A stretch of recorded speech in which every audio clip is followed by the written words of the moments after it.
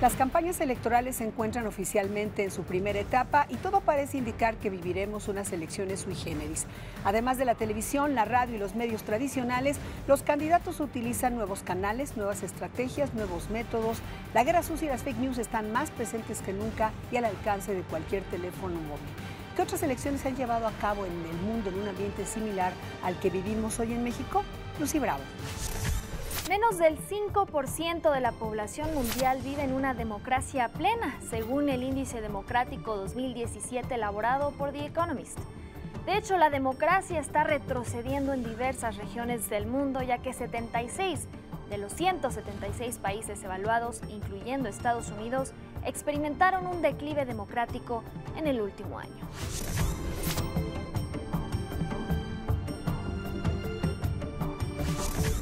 Esto no significa que la proporción de gobiernos democráticos y no democráticos haya cambiado drásticamente, sino que el autoritarismo se está consolidando en algunas sociedades consideradas democráticas y muchas democracias se están volviendo paradójicamente menos democráticas.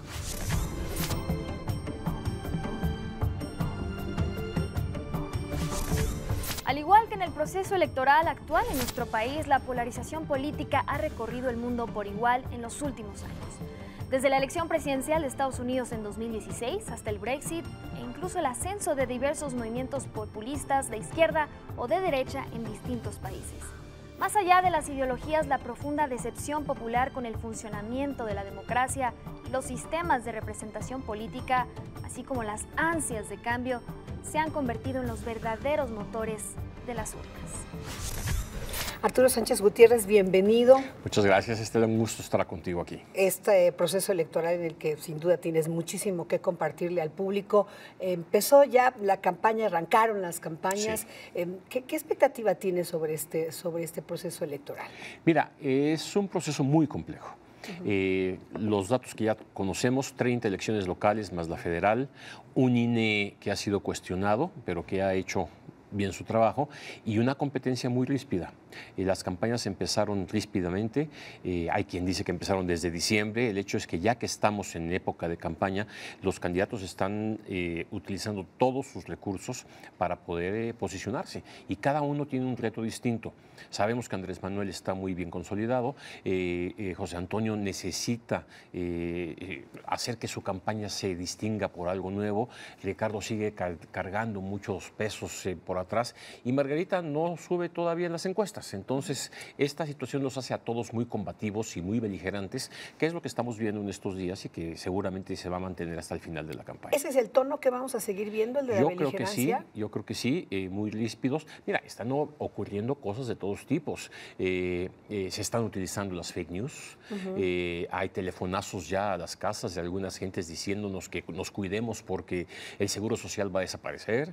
Hay quien dice que un candidato está saboteando las redes sociales de otros, en fin.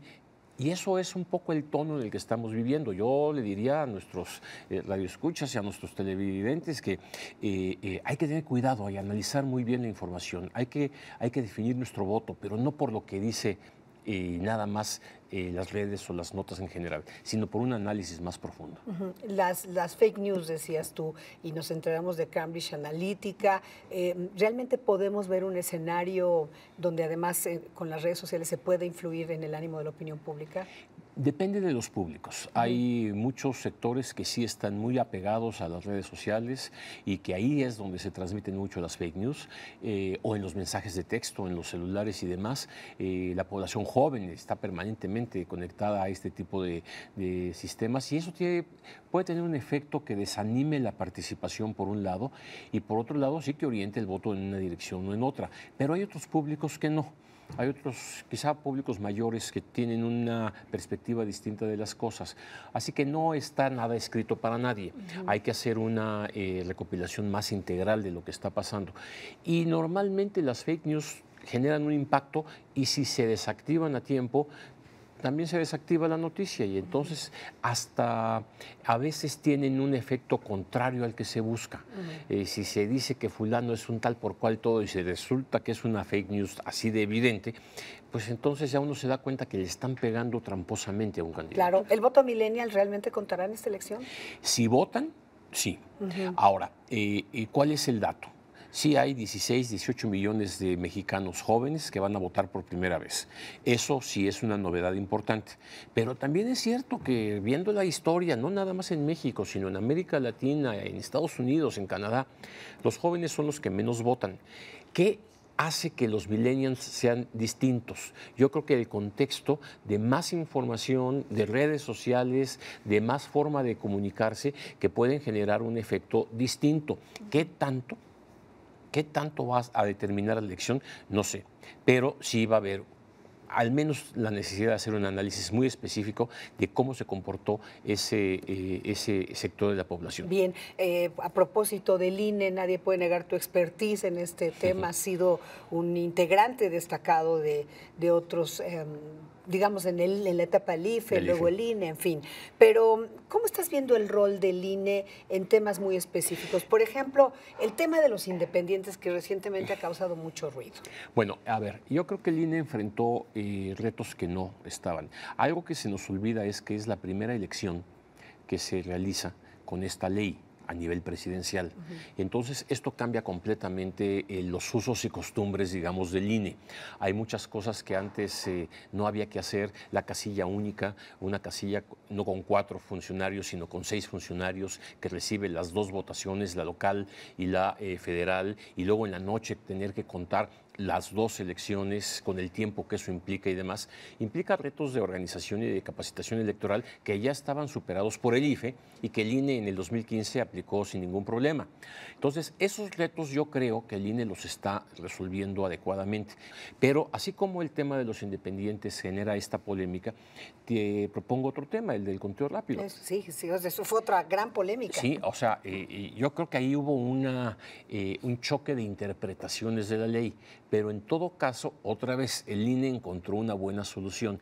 El reto o el riesgo de que no hubiera conteo rápido hasta muy tarde, la noche de la elección, pues abría la puerta para que pasara cualquier tipo de cosas. El INE encontró una fórmula, el tribunal finalmente la avaló, no es para mí la mejor, a mí me gustaba más el primer modelo, que era ordenar los votos primero y contarlos ya, llenar el acta y sobre el acta dar el conteo rápido. No, se va a hacer sobre el cuadernillo de notas que tienen los presidentes a la hora de irse acumulando cada una de las votaciones.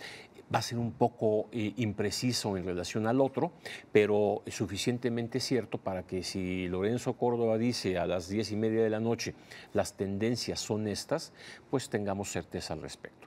Y eso es muy importante. Si nos hubiéramos esperado hasta las 5 de la mañana, la noche iba a ser muy tortuosa. Sí, muy tortuosa, y en cualquier caso,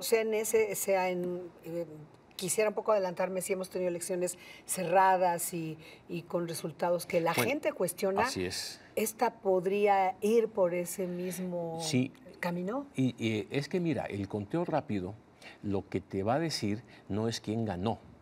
Te va a decir, el candidato 1 está entre este rango de votos, el candidato 2 está entre este rango de votos, el candidato 3 está acá y el 4 está acá. Bueno, ¿qué nos dice? Si la diferencia entre el que va arriba está por acá y los demás están acá abajo, pues va a ser muy claro quién ganó. Pero si los intervalos se empatan, el INE no va a poder decir quién ganó. Claro. ¿Sí? Pero sí nos va a decir lo cerrado que está la elección y los actores políticos sabrán cómo reaccionar al respecto. Y en ese momento el INE va a volver a ser cuestionado en un país como nuestro, donde siempre se dice la democracia es las más caras, el voto es muy caro, los consejeros ganan mucho, bueno, se quitaron el edificio que iban a construir, pero al final seguimos pagando mucho por el voto. Hay 2 cosas ahí en lo que dices, Estela, que es muy importante. El INE va a ser cuestionado si ese escenario se presenta porque el vencido difícilmente aceptará la derrota.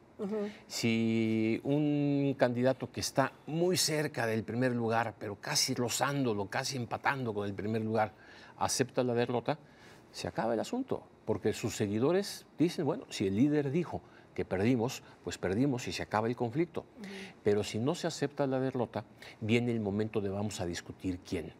Y en la discusión el INE siempre va a quedar en medio, porque uno va a querer ganar la elección y otro va a decir que se la robaron. Y eso sí genera una tensión. Ahora, el tema del dinero. Sí, el problema es que el dinero se divide en 2 partes. Lo que gasta el INE propiamente dicho, y lo que gastan los partidos políticos. La suma es una gran cantidad de dinero y esa suma es la que genera una percepción de que y tanto dinero para que no se realicen claramente las cosas, hay un desencanto con la democracia. Sí. Yo espero que este año las cosas puedan ser distintas. No auguro mucho éxito. ¿Por qué? Porque sí hay una crítica al dinero, sí la situación económica no es la más boyante para la mayoría de los mexicanos. Y sin duda alguna, la percepción del gasto pues iba a ser muy grande.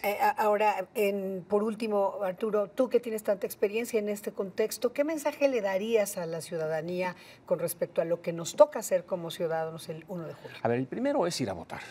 Creo que nunca es tarde ni temprano para recordarle a la ciudadanía, y más en una elección que puede ser cerrada, que el voto cuenta. Y nuestro voto y nuestra participación, como lo estamos viendo en nuestras pantallas, es determinante. Si no hay participación, no nos podríamos quejar después.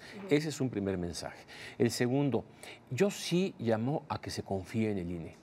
Yo sí creo que nuestras instituciones en general están pasando por una serie de cuestionamientos importantes, están siendo juzgadas por diferentes decisiones que se han tomado, pero yo sí confío en la buena voluntad, la buena fe y la construcción de acuerdos que ha logrado el INE y que podemos confiar.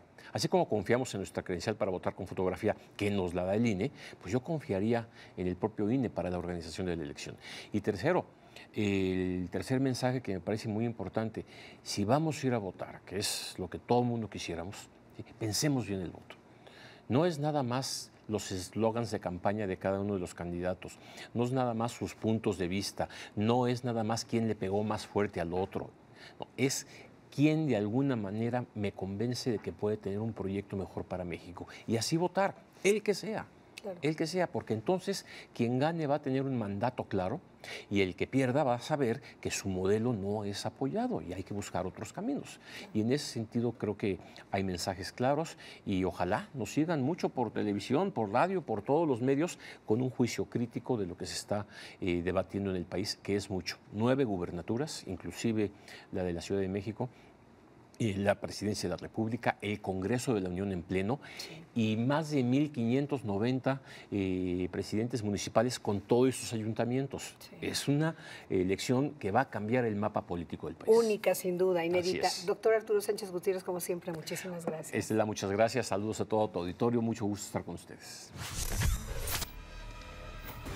Pues aún queda la mayor parte de las campañas electorales y estaremos atentos a las propuestas de los diferentes candidatos y al desenlace de los debates, pero también debemos estar atentos al papel de las instituciones responsables de garantizar la legalidad y la pulcritud de las elecciones. Esto fue A Quemarropa. Nos vemos la próxima semana.